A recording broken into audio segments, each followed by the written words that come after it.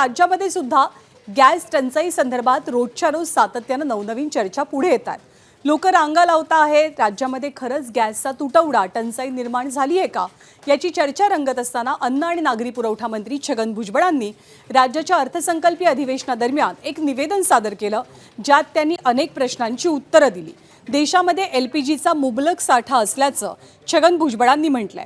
अनेक जिल्ह्यात घरगुती आणि व्यावसायिक सिलेंडरचा काळा बाजार सुरू असल्याच्या घटना समोर आल्यात। देशामध्ये एलपीजी पुरेसा आहे, सोबतच गॅस सिलेंडरच्या काळा बाजारावरती सरकारचं लक्ष असून आतापर्यंत 1200 पेक्षा अधिक सिलेंडर जप्त केल्याचं भुजबळांनी सांगितलंय। तुटवड्याचा सामना करावा लागू नये यासाठी एलपीजीचं उत्पादन वाढवल्याची माहिती छगन भुजबळांनी सभागृहात दिली आहे।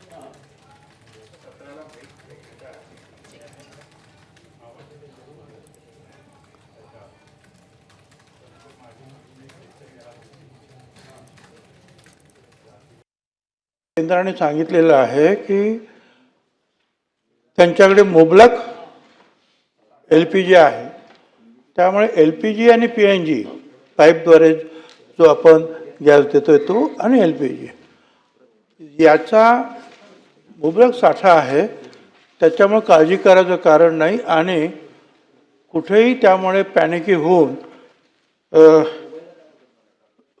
रांगा लावणे किंवा ब्लॅक मार्केटिंग करणे वगैरे हे होता कामा नये। घरगुती गॅस त्याची पूर्तता केल्यानंतर त्याच्यामध्ये प्राधान्य दिलं आहे।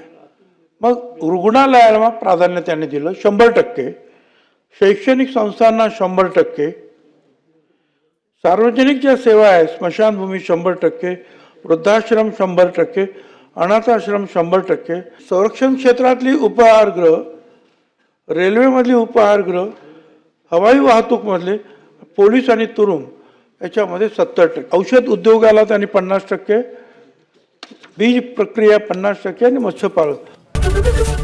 एबीपी माझा, उघडा डोळे बघा नीट।